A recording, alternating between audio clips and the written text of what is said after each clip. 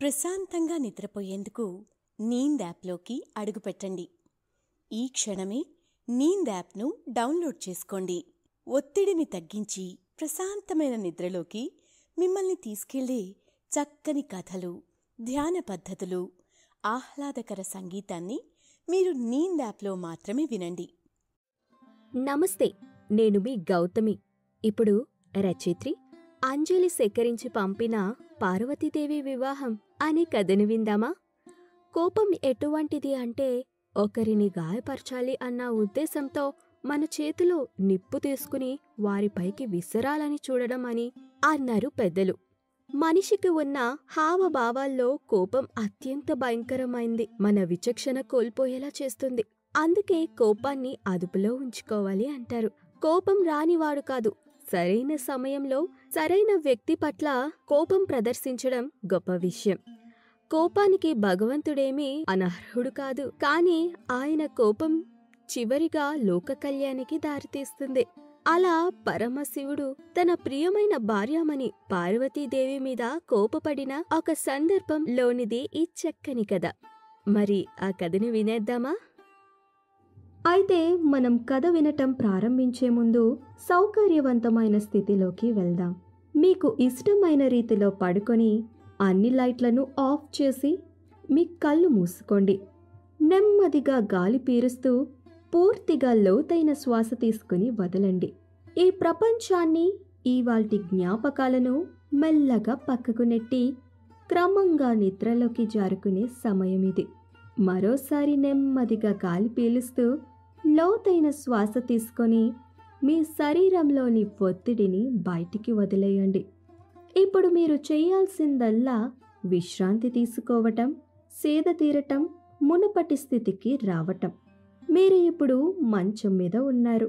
రోజువారీ అలసట నుంచి మీ శరీరం విశ్రాంతి తీసుకున్నట్లుగా మీకు అనిపిస్తుంది.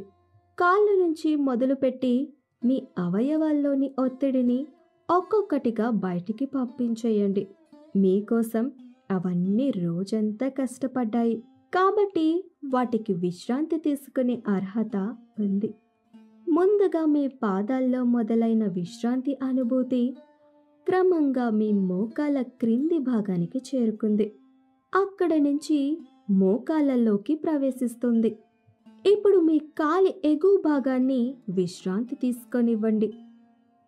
ఈ విశ్రాంతి అనుభూతి క్రమంగా మీ పొత్తి కడుపు నుంచి వెన్నుముక్క మీదగా ఎగువ వీపు వరకు వచ్చి తరువాత ఛాతీలోకి ప్రవహిస్తున్నట్లుగా గుర్తించండి. అక్కడి నుంచి మీ భుజాల్లోకి, తరువాత చేతుల్లోకి, చివరిగా వేలు కొనల వరకు వెళ్తున్నట్లుగా అనుభూతి చెందండి.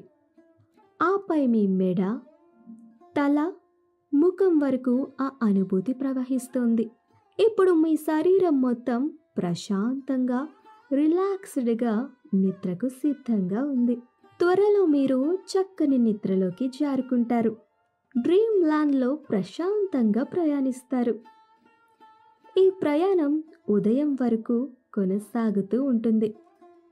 కాబట్టి మీరు కథను వింటున్నప్పుడు మీ శ్వాసను కూడా అనుసరించండి. అద్భుతమైన నిద్రానుభవం కోసం మీ శరీరం మొత్తానికి విశ్రాంతినిస్తూ స్థిరంగా ఉండండి. ఇప్పుడు కథలోకి వెళ్ళిపోదామా? పరమశివుడు ఎంత శాంతిమూర్తియో అంతకు మించిన కోపం వచ్చినప్పుడు ప్రళయరుద్రుడు అయిపోతాడు. పూర్వము ఒకరోజు తన ప్రియమైన భార్య పార్వతీదేవితో కలిసి సరదాగా ముచ్చటిస్తున్న సమయంలో పార్వతీదేవి శివుడు మెడలో ఉన్న కాపలామాలను చూసి ప్రశ్నిస్తోంది. ఈ కాపాలములు ఎవరివి? మీరు ఎందుకు వాటిని ధరిస్తున్నారు అని అడుగుతుంది. శివుడు చిరునవ్వుతో అవన్నీ పార్వతీదేవి భూమి మీద జన్మ ఎత్తి మరణించినప్పుడల్లా తన కాపాలాలను ధరిస్తున్నాడు అని చెప్తాడు పార్వతీదేవికి. పార్వతీదేవి ఆశ్చర్యంతో పాటు వెంటనే బాధపడుతుంది. పార్వతీదేవి కళ్ళలో బాధని గమనించిన శివుడు వెంటనే ఏమైంది సతీ, ఎందుకు దిగులు? నువ్వు ఎక్కడ ఉన్నా, ఏ రూపంలో ఉన్నా నేను నిన్ను చేరుకుంటాను. మరెందుకు ఈ విషాదం అన్నాడు. పార్వతీదేవి కాస్త బాధగా, స్వామి, నేను ప్రతిసారి జన్మించి మరణిస్తున్నాను. మీరు మాత్రం కాలానికి అతీతంగా అలానే ఉన్నారు. ఇదెలా సాధ్యం అంది. శివుడు చిరునవ్వుతో, నేను అమరుడిని కాబట్టి అన్నాడు శివుడు. పార్వతీదేవి చిరుకోపంగా, ఆ రహస్యం ఏదో మాకు చెప్పండి, నాకు తెలుసుకోవాలని ఉంది అనగానే శివుడు చిరునవ్వుతో పార్వతీదేవికి అమర కథ చెప్పవలసిన సమయం వచ్చింది అనుకుని, పార్వతీదేవి, నేను నీకు అమర కథను వినిపిస్తాను గాని గుర్తుంచుకో, ఇది ఎంత రహస్యకరమైందో నేను కథ చెప్తున్న సమయంలో నీ పూర్తి ఏకాగ్రత కథ మీదే ఉండాలి అని చెప్తాడు. ఆ రోజు కైలాసంలో ఎవ్వరూ లేకపోవడంతో అదే ఉచిత సమయం అనుకుని కథ ప్రారంభించాడు మహాశివుడు. శివుడు కథ ప్రారంభించిన కొన్ని క్షణాల్లోనే పార్వతీదేవి దృష్టి మరలి తన కుమారుల గురించి ఆలోచించి, దేవి మనసు తెలిసిన శివుడు ఉన్నట్టుండి ఆగ్రహించాడు. తాను అంత రహస్యమైన అత్యంత ముఖ్యమైన అమర కథ చెప్తుంటే పార్వతీదేవి చిత్తభంగం అవ్వడం ఆయనకు అస్సలు సహించలేకపోయాడు. వెంటనే, ఏకాగ్రత తెలియని నీవు జాలరి ఇంట కన్యగా జన్మించు అని శపించాడు. సూర్యుడు తన ఎరుపు వర్ణాన్ని సముద్రమంతటా వ్యాపించేస్తూ ఆ సముద్ర గర్భంలో కనిపిస్తున్నాడు. అనంత సాగరం కొందరు ఆశ్చర్యంతో దాన్ని చూస్తూ, ఇంకొందరు భయంతో ఉండగా, ఆ సముద్ర తీరాన నివసించే జాలర్లకు సముద్రం తండ్రి వంటిది. వారి జీవనాధారం అది. సాయంకాలం అవడంతో జాలర్లు తమ తమ పడవలను తీరానికి తీసుకురాగా, వారి అందరికీ నాయకుడైన పరవుడు అందరికీ జాగ్రత్తలు చెప్తున్నాడు. ఆ రోజు అమావాస్య అవడంతో అలల తీవ్రత కాస్త ఉద్రిక్తంగానే ఉంది. అలల తీవ్రత పెరగసాగింది. కొద్దిగా వారితో చేరిన వారికి మరీ జాగ్రత్తలు చెప్తున్నాడు పరవుడు. అందరి పడవలు తీరాన్ని చేరాయి అన్న ధైర్యం కలగగానే తన పడవను తీరానికి తిప్పాడు. పడవను లంకె వేసి బిగించి సముద్రానికి నమస్కరించాడు. అతని కోసం అందరూ ఎదురు చూస్తున్నారు. అంతా కలిసి వారి స్థావరాలకు బయలుదేరారు. తమ స్థావరాల దగ్గర అడుగు పెట్టగానే పిల్లలు వారి వారి తండ్రులను చుట్టుముట్టారు. వారందర్నీ చూసిన పరవుడికి మనస్సులో తెలియని బాధ. అన్నీ ఉన్నా పరవుడికి దేవుడు సంతాన భాగ్యం కలిగించలేదు. అందరికీ వీడ్కోలు చెప్పి బయలుదేరాడు. అతని కోసం అతని భార్య 1000 కళ్ళతో ఎదురుచూస్తోంది. పరవుడు రాగానే నవ్వుతూ స్నానానికి నీళ్లు సిద్ధం చేసింది. పరవుడు వచ్చాక ఇద్దరు కలిసి భోంచేశారు. కాసేపు ముచ్చటించాక తన భార్య దిగులుగా, మనకంటూ సంతానం ఉంటే ఇల్లంతా వారి అల్లరితో ఎంత ముచ్చటిగా ఉండేదో అంటూ ఉంటుంది. ఆ మాటలంటున్న తన కళ్ళలో కన్నీళ్లు గమనించాడు పరవుడు. తనని ఓదార్చి ఇద్దరూ పడుకున్నారు. పరవుడికి కలలో ఏదో కాంతి కనిపించసాగింది. అది తిన్నగా వెళ్లి వారి స్థావరాల దగ్గర ఉన్న రావి చెట్టు కింద మాయమైపోయింది. పరవుడికి ఉన్నట్టుండి మెలకువ రాసాగింది. అసలు ఏంటిదంతా అనుకున్నాడు. అతనికి ఎంత ప్రయత్నించినా నిద్ర రావటం లేదు. పదే ఆ స్వప్నం అతని కన్నుల ముందు రాసాగింది. ఇంటి బయటికి వచ్చి చూశాడు.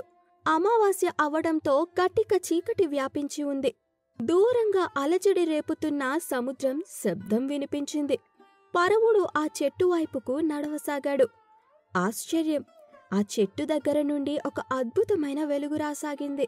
పరవుడు తన కళ్ళను తానే నమ్మలేకపోయాడు.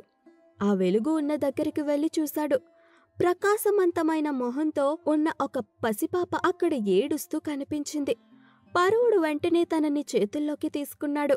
పరవుడు తీసుకోగానే ఆ అమ్మాయి ఏడుపు ఆపింది. సంతోషంగా ఇంటికి వచ్చాడు. పరవుడు భార్య ఆనందానికి హద్దులు లేవు. దేవుడే కరుణించి తమ కోసం ఆ పసికందును పంపించాడు అని ఇద్దరూ అనుకున్నారు. స్వయంగా శివభక్తుడు అయిన పరవుడు ఆ అమ్మాయికి పార్వతి అని పేరు పెట్టుకున్నాడు. ఆ దంపతులిద్దరూ పార్వతిని అల్లారుముద్దుగా పెంచసాగారు. వారికే కాకుండా తమ గ్రామాల్లో ప్రజలందరికీ పార్వతి అంటే ఎనలేని అభిమానం. చిన్నప్పట్నుంచి అన్ని కొత్త విషయాలు తెలుసుకోవాలన్న కుతూహలం ఉండేది పార్వతిలో. ప్రతిరోజు పరవుడు సముద్రానికి వెళ్లే సమయంలో తాను కూడా వస్తాను అని మారం చేసేది. తాను పెద్దయ్యాక తీసుకువెళ్తాను అంటూ పార్వతిని బుజ్జగించేవాడు పరవుడు. అల్లారుముద్దుగా పార్వతి పెరిగి పెద్దవసాగింది. తనకు 5 ఏళ్లు రాగానే పరవుడితో కలిసి మారం చేసి సముద్రానికి వెళ్ళింది. వాళ్ళ నాన్నగారు చెప్పినట్టు గేలం వేయగా ఎంతసేపైనా చేపను పట్టుకోలేకపోవడంతో, నాన్న, నేను ఇంటికి వెళ్ళిపోతాను. చూడు, ఒక్క చేప కూడా రావటం లేదు అంది. పరువుడు నవ్వుతూ, అంత ఓపిక లేకపోతే ఎలా నాన్నా? చూడు, నువ్వసలు దృష్టి సరిగ్గా పెట్టడం లేదు. ఆ గేలన్ని పదే పదే కదిలిస్తున్నావు. కాస్త నిశ్చలంగా ఉండి ప్రయత్నించు అన్నాడు పరువుడు. పరువుడి మాటలు పార్వతీదేవికి ఎంతో ఆశ్చర్యపరిచాయి. వెంటనే తన నాన్నగారు చెప్పినట్టు ప్రయత్నించి చూసింది. కాసేపటికే చేప తన గేలంలో రావడం, తన ఆనందానికి అవధులు లేకపోవడం రెండూ జరిగిపోయాయి. అలా మధ్య మధ్యలో వాళ్ళ నాన్నగారితో సముద్రానికి వెళ్ళేది. కొన్ని సాయంత్రాలు సముద్రపు అడుగున కూర్చుని ఆ అలలను గమనించేది. ఏదో లోటు, ఎవరో గుర్తొస్తున్నట్టు అనిపించేది. కాని ఏవీ స్పష్టంగా తోచేవి కావు పార్వతీకి. సమయం ఎవరికోసం ఆగదు కదా. కాలంతో పాటు పార్వతి పెరిగి యుక్త వయసు వచ్చింది. పార్వతిని చూసి ముచ్చట పడినవారు లేరు. తన తెలివితేటలు, వినయంగా అందర్నీ ఆదరించే మనస్సు, తన అందం తన గురించి చుట్టుపక్కల రాజ్యాలలో తెలియడంతో చాలా మంది రాజులు పార్వతిని వివాహం ఆడాలని అనుకున్నారు. పరువుడికి దిగులు మొదలైంది. అల్లారు ముద్దుగా చూసుకున్న తన కూతురికి తగ్గ వరుణ్ణి ఎక్కడ వెతకాలి అనుకున్నాడు. కైలాసంలో దేవి లేకపోవడంతో అందరూ విచారించసాగారు. కోపంలో శపించాడు. కాని పరమశివుడు కూడా తన భార్య కోసం పరితపించసాగాడు. నంది తన స్వామి బాధపడడం చూడలేకపోతాడు. స్వామి, మీరు ఆజ్ఞించండి, నేను భూలోకానికి వెళ్ళి మాతను తీసుకువస్తాను అంటాడు. అప్పుడే వచ్చిన నారదుడు శివుడు విచారంగా ఉండడం గమనించి, నమస్కారం మహాదేవా, మీకోసం ఒక ముఖ్యమైన వార్త తీసుకువచ్చాను. భూలోకంలో వరుడి ఇంట్లో జన్మించిన పార్వతీ గురించి భూలోకమంతా చర్చలు జరుగుతున్నాయి. రాజులందరూ తనను వివాహమాడటానికి సతమతమవుతున్నారనుకో. మీరు పరువుడికి తగిన వరుణ్ణి వెతకడంలో సహకరించాలి అని నా విన్నపం.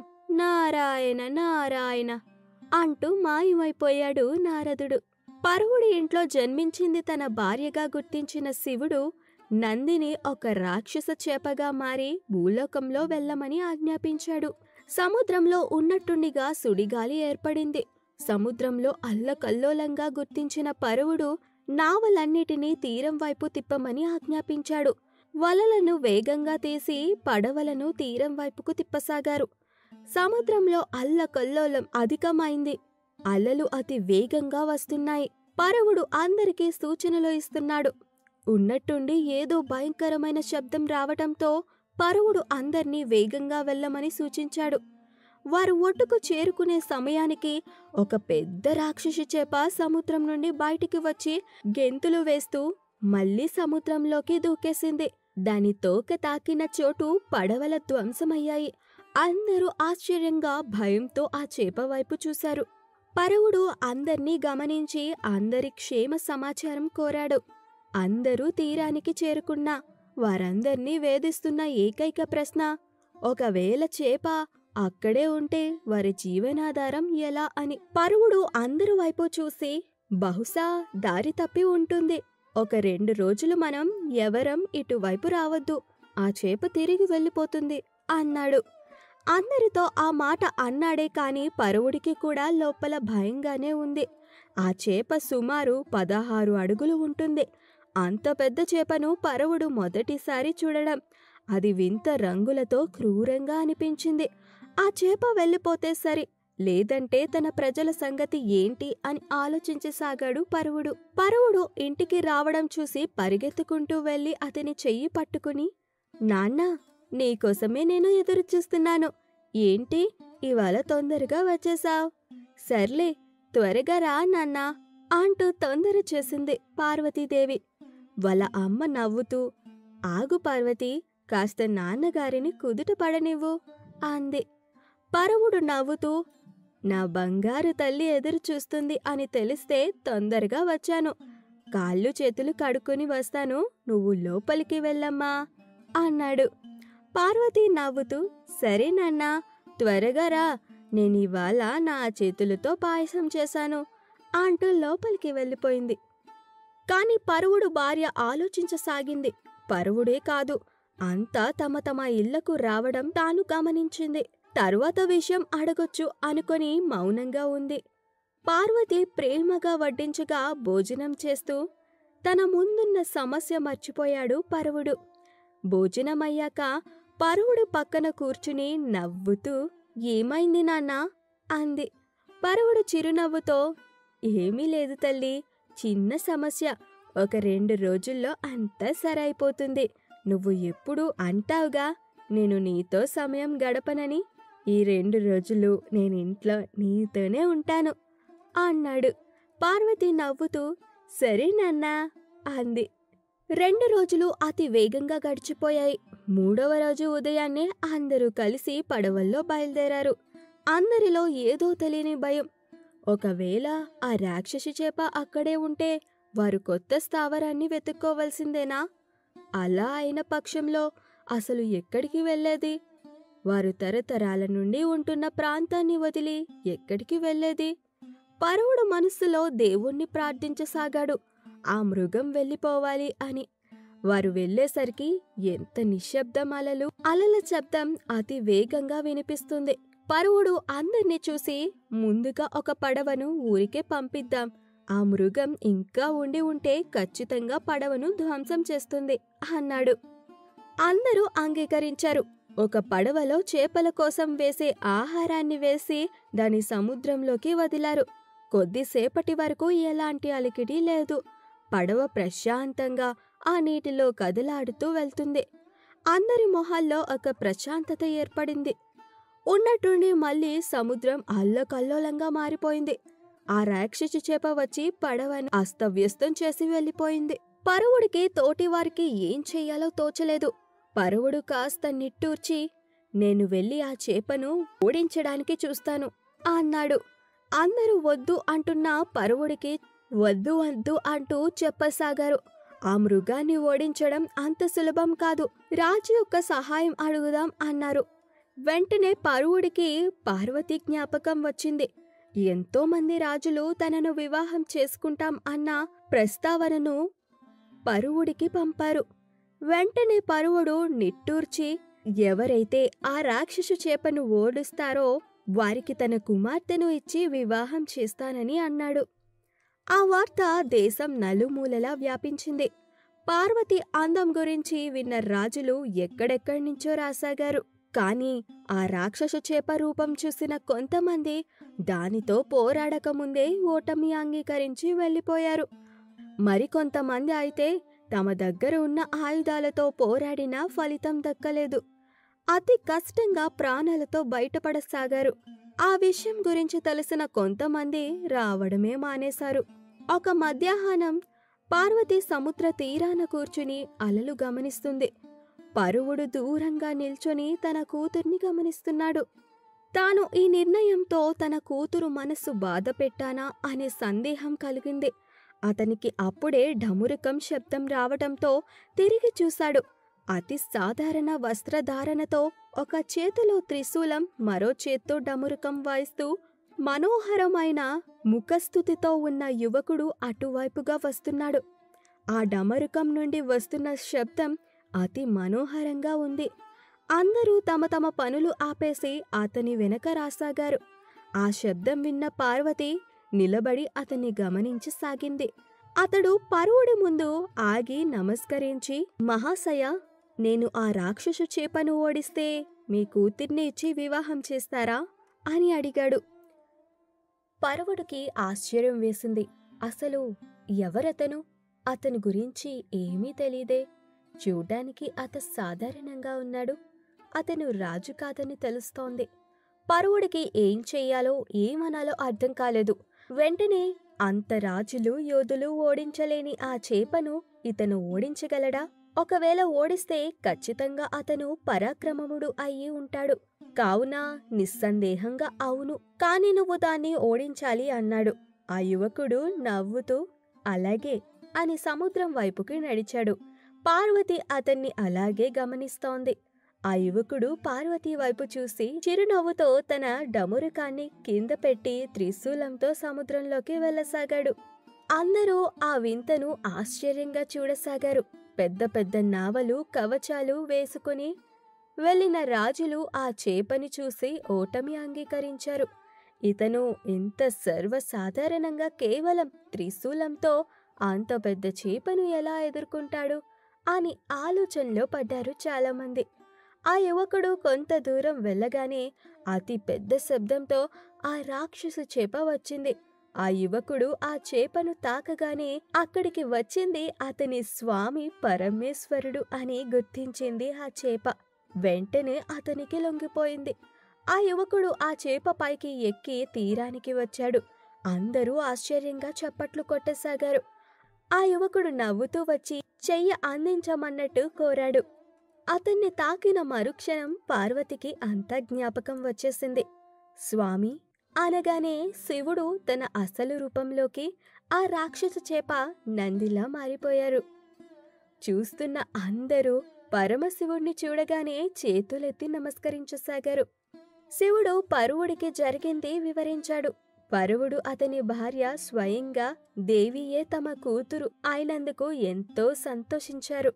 పరువుడు కోరిన మేరకు శివుడు మరొకసారి పార్వతిని వివాహమాడాడు. అంగరంగ వైభవంగా వివాహం ముగిశాక తనకు తల్లిదండ్రుల ప్రేమను పంచిన పరువుడికి అతని భార్యకు వీడ్కోలు చెప్పి కైలాసానికి పయనమయ్యారు. నందిని కైలాసంలో వదిలేసి శివుడు పార్వతిని తీసుకుని అమర కథ చెప్పేటందుకు ఒక రహస్యమైన గుహకి తీసుకువెళ్ళాడు.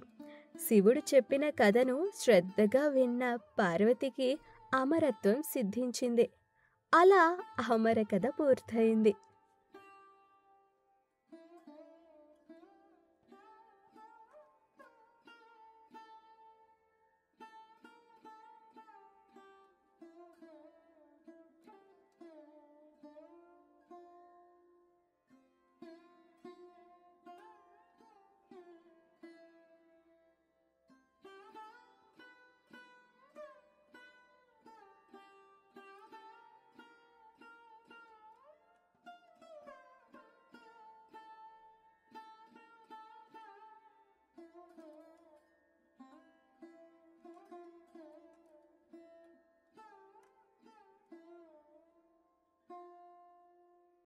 ప్రశాంతంగా నిద్రపోయేందుకు నీంద్ యాప్లోకి అడుగుపెట్టండి. ఈ క్షణమే నీంద్ యాప్ను డౌన్లోడ్ చేసుకోండి. ఒత్తిడిని తగ్గించి ప్రశాంతమైన నిద్రలోకి మిమ్మల్ని తీసుకెళ్లే చక్కని కథలు, ధ్యాన పద్ధతులు, ఆహ్లాదకర సంగీతాన్ని మీరు నీంద్ యాప్లో మాత్రమే వినండి. ఇవే కాకుండా పలు రకాల స్లీప్ ప్రోడక్ట్స్ అయిన sleep gummies, milk mix, sleep tea bags గురించిన సమాచారం తెలుసుకోవచ్చు. ఈ ప్రోడక్ట్స్కి మీరు బానిస అయ్యే అవకాశమే లేదు. వీటిని వాడడం వల్ల మీకు ఎటువంటి సైడ్ ఎఫెక్ట్స్ కూడా ఉండవు. సంపూర్ణంగా నిద్రపోయేందుకు ఇవి సహకరిస్తాయి. మీ నిద్రానుభవాన్ని మరింత మెరుగుపరుస్తాయి.